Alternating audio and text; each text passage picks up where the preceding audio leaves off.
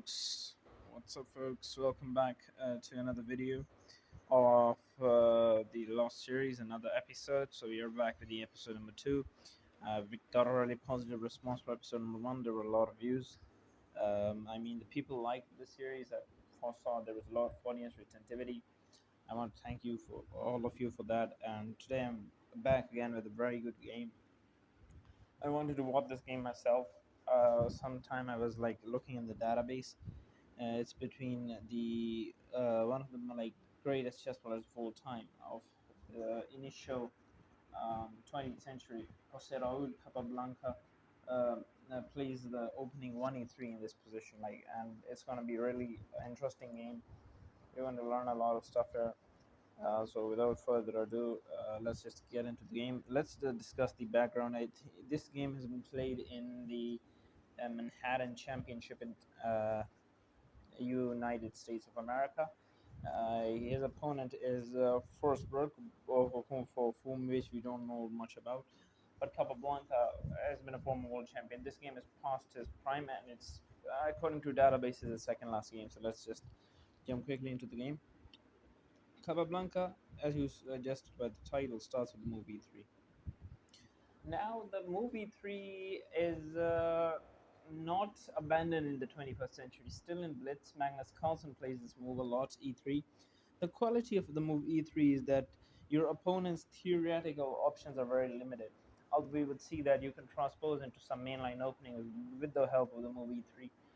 I will try to give you some examples. So e3 is basically a flash value, but still, players do play it nowadays in blitz in short time formats to shock the opponent. Shock value is a pretty big thing, and right now in faster formats, and but no one would think of ever playing this in a serious classical game. But Jose Raul Capablanca played this in a classical game because well, blitz time controls weren't really a thing back then. Now there are a couple of responses. You can go here, you can go here, you can even go here. You can play knight f3, e6. This is a bit of theory. Now let me show you a line in which it becomes quite theoretical. For example, your opponent ends up playing the move d5. If you reply with d4, this becomes a kind of a collie system opening. Uh, the idea in a collie system is that it's kind of like a weaker version of a London system, in which your bishop is not present on f4. It should be here, but well, e3 has been played, so it can't come there. Although this doesn't become a collie, it becomes a Holst variation of the semi-Slav defense. But basically, I want to show you is that now we are in mainline d4 theory.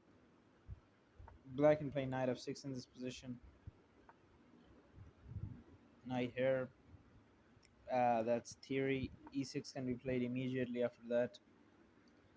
c4 can be played. And c6. And now we enter the semi-Slav defense. That's just basically it. You can play knight to c3 here. Then bishop here. You can put your bishop here. Both sides can castle. Basically, this is not about the game, but I want to show you how deep and mesmerizing the theory goes from this point onwards. And also, it's kind of like how much I have prepared my repertoire. This is the line that I've usually prepared in the Slav defense against the Slav defense. I prepared this line in the Slav defense. Anyways, you can say it's part of my opening preparation. Knight b2 d7 can be played. c2 is played, and after that you just take here the pawn. The basic idea is you're giving up a central pawn, luring the bishop here, and then just immediately thrusting with b5. The bishop just retreats back to that square. It could go to b3, but it's a bit inaccurate. Then bishop b7 comes. uh, Standard moves. a3 comes, that prevents b4 and giving your knight a very bad kick. You don't want to play here. It's not any kind of Ruy Lopez. You want your knight to be on queen side. It's nothing uncertain that you have to attack one side at this point. There's no certainty. It's pretty uncertain at this point.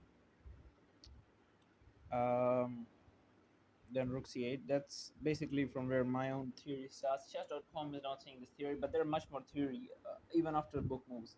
Basically, they are just too lazy to put that in theory. They don't tell you where novelty pops up. Maybe this is there. I have not checked this in a database. I might check it and maybe tell you some day in a post. Uh, then we have the move b4, a5 can be immediately played, rook b1 can be played. After that, you can play the move c6, takes, takes, takes. That's a great move. Bishop takes, takes, and now you can just sack the knight in this one. It's pretty wild variation. And this is basically my theory. Of course, the theory can continue with this move, but basically my idea was to show you that stuff exists if you kind of transpose. You can transpose it into different openings. Another example I would like to give you is if you play, for example, the move knight f3, and then you go for d4, and your opponent goes for e6. You go for c4. It looks kind of like a Bogo Indian right now, but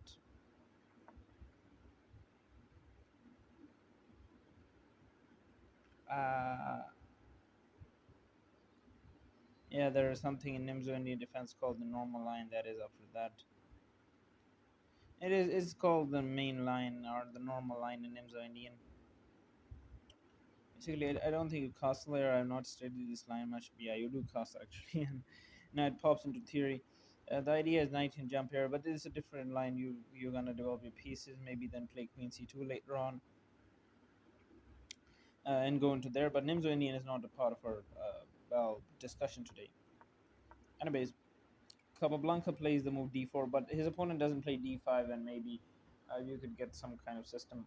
But of course, there is no system, Kali system, where you reply with the fianchetto. I mean, there could be a rarity, but I've not seen any main line of Kali with that. He just fianchettos his bishop, and Capablanca plays knight to f3. Solid move. You're now aiming at the central squares.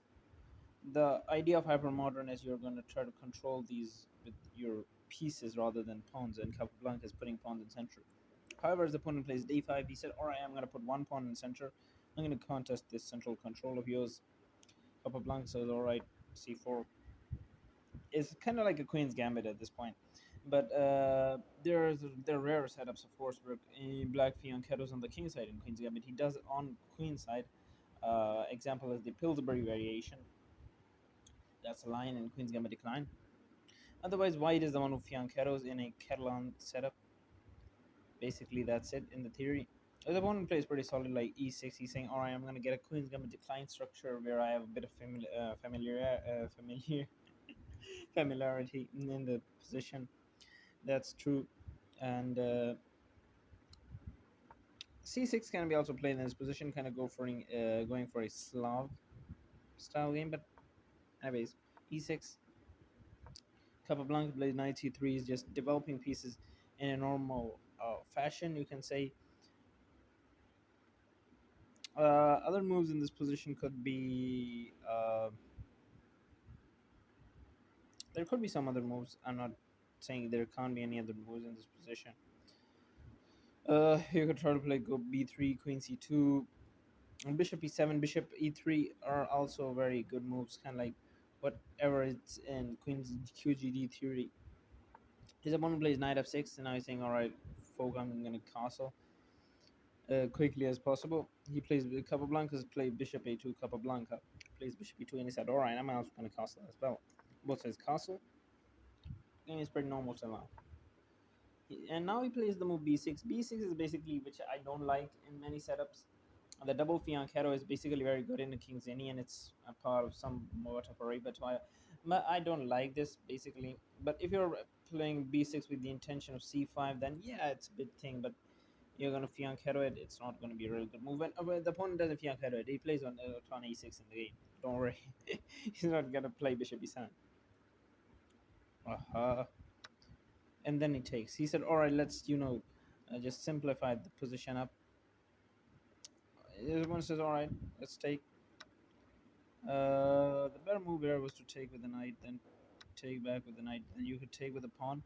Taking the pawn is a bit the basic idea that, all right, I don't want to have an isolated pawn, but there is going to be no isolated pawn because it depends upon on which side you want to get a pawn majority.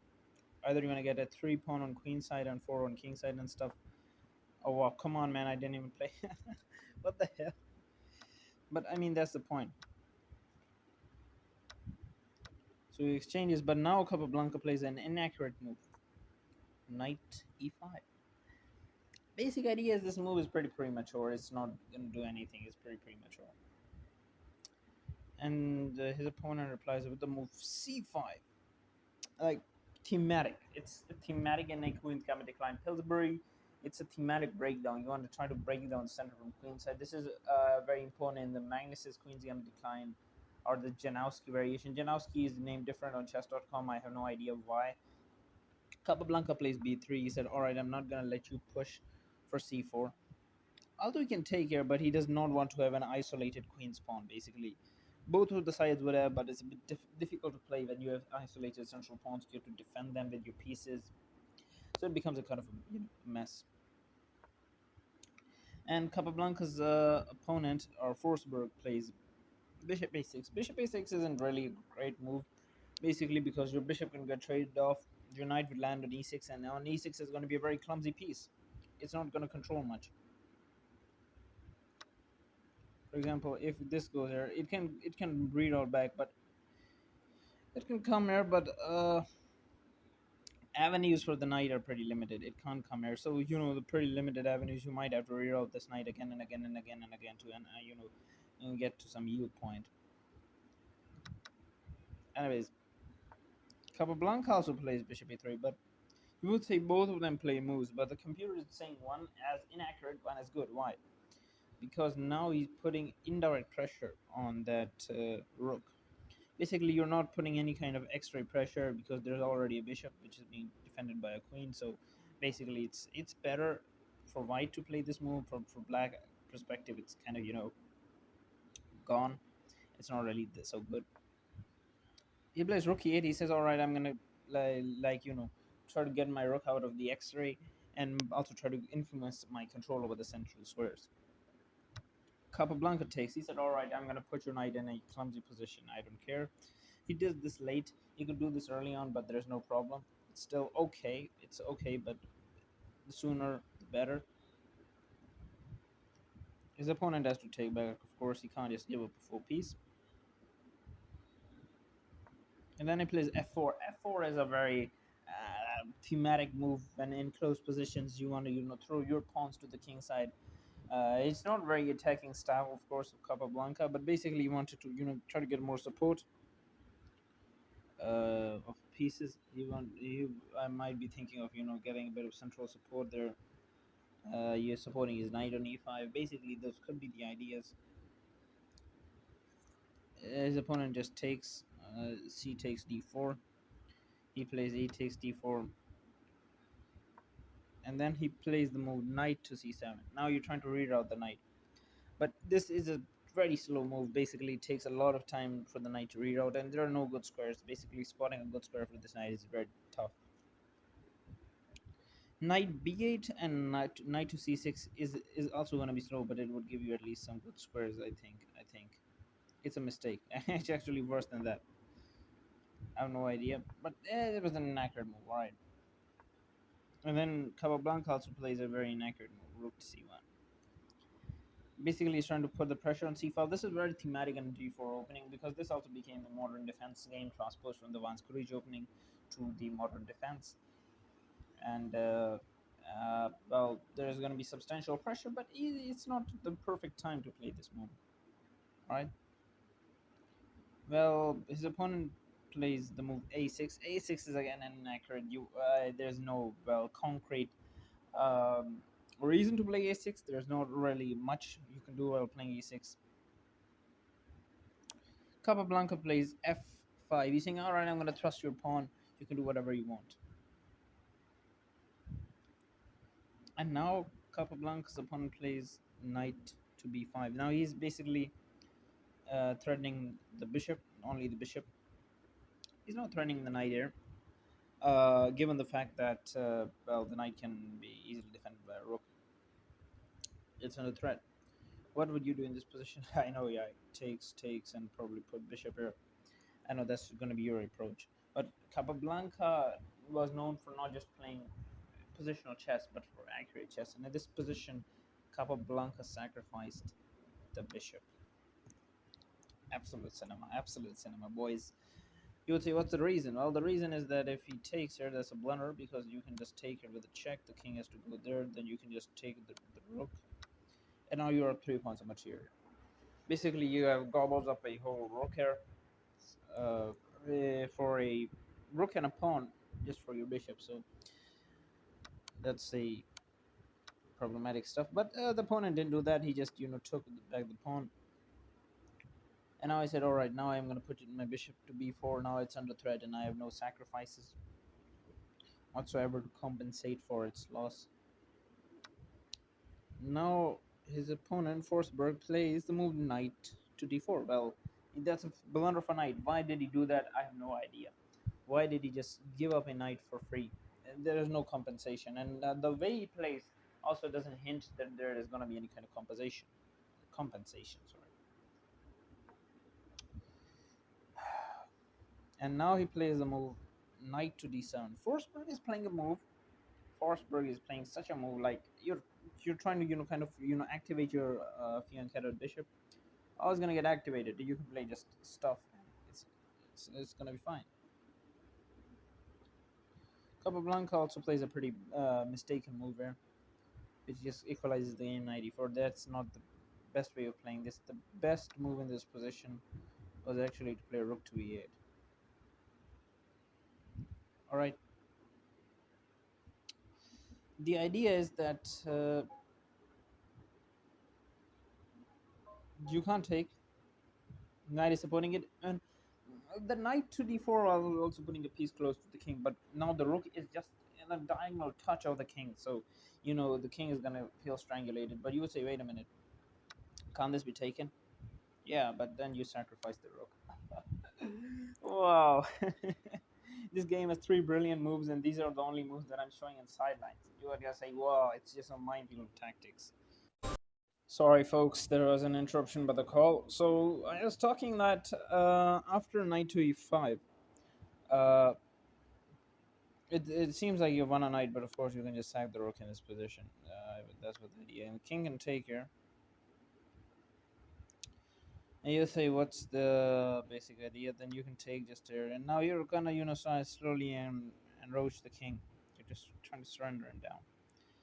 And those are the basic ideas of this position. It's a bit more in-depth sacrifice, I would say. Not so superficial. Anyways, you would say, what's our concern? Capablanca didn't play that move. Capablanca played a move that just draws the game, but his opponent plays a move that is even worse. And at this point, José Raúl Capablanca played the second brilliant, the second sacrifice of the game, Queen f2. Genius. Sacrificing the knight. The idea is if you take the knight, it's a mistake because you give a check. King moves here. You're gonna win the rook. Basic modus operandi of why he didn't take. And the opponent plays the move f5. F5, he say, alright, I'm not gonna let you sacrifice the piece. And Capablanca plays rook d1. He's saying, alright, let's defend the knight. Then he plays the move rook e4 for Forsberg, and like he's trying to threaten the bishop. But the bishop is not really even being threatened because the knight is defending the bishop. And at this point, Capablanca plays bishop to c3, which is a passive move, you would say. Actually, pardon me, I'm going to check what even the line here is. Knight c5 was the best move in this position. Or for black, alright, knight c5. Sorry, it was queen to g3, which was the best move in this position.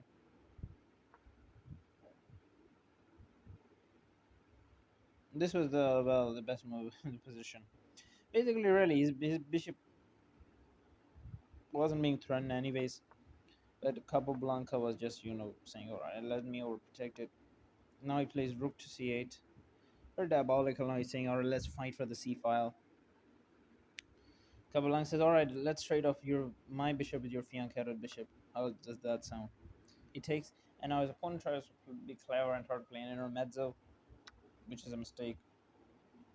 It's a good move not right now in the analysis, but I don't know, it's a mistake first. Then the rook takes, and then the king takes by the bishop. And now I think he plays rook c7. Yeah, very excellent move actually. Just trying to put the pressure on the knight. He retrieves his rook. Instead of retrieving, he just puts the king here. Oh, come on. And then he plays the move queen to d2. Great move because now you're threatening all sorts of nasty checks. You're threatening everything nasty. And now he plays the wrong final blunder of the position. Queen e8. And you say, how is that a blunder? I'm going to say it's a fork. You would say, what kind of fork are you talking about? Mate, knight f6 isn't a fork. Knight can take, but that's the point. It's a sacrifice because if you take, I'm going to show you what happens.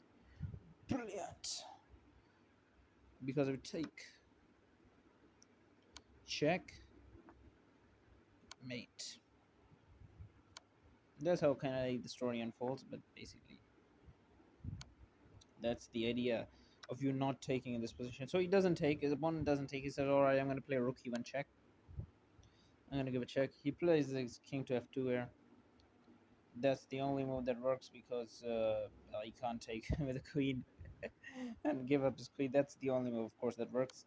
Then he gives a check. He's this is like your rook is gonna get sacrificed, so you're trying to go for a desperado and try to trade off queens. The trading off in a versatile position isn't really a great thing. In the Indian says this was the best set of moves at this position, but basically Indians can play down material. They know what would be better down the material and what would be better without any kind of material simplification. Anyways, Capablanca takes the rook. He says, "All right, let's trade off." He takes the queen. King takes e2, and now he takes back knight. And now it's a rook and a knight game. It's a rook versus a knight game. Capablanca has a 2 points of material, and a rook versus a knight game when you have some passed pawns. Rook is always going to win because the knight has a very limited scope. Even if there was a bishop pair for black, black is lost. Basic endgame. He plays rook to c6, basically saying, all right, you can defend the pawns there with the move knight d5 or knight to d7, but basically he's like threatening the knight. He plays knight to d5 just to defend his pawns. But you can take back the pawn on g6, and even did that. He even didn't do that. The move like this move g6. Wait a minute, it's actually a blunder. Sorry. It was a fork. Oh man. So yeah, you would just lose the game there entirely. You can't take the pawn, of course. He just plays move, solid move, rook d6, and his opponent resigns. And this is how Capablanca generated a tactical masterpiece using the opening 1e3. And I'm not saying 1e3 is the best opening, I still don't like 1e3, but basically, the point is if you're a good player, it doesn't matter what the opening theory is going to be. You're always going to get it right. You're always going to get into a better game. I hope you would enjoy this video. It was educational. I try to make it a bit entertaining. You can always suggest down in the comment section which other games should I analyze, some other lost games, some other rare games that you have seen and you want a in-depth analysis. You can just tell me in the comments. I would try my best to make a in-depth analysis video of the game. I could do even a bit more like deeper analysis of telling you why this move was inaccurate, why it was like going in lines, but I basically think the range of the my viewers isn't like really going to say, all right, we're not going to analyze these games. Like super GMs basically just tell us what the whole hell thing was, and it's just like that. So I hope you enjoyed the video. I would really request you at the end to like the video, subscribe to the channel, and turn on the post notification bells. Until that, see ya.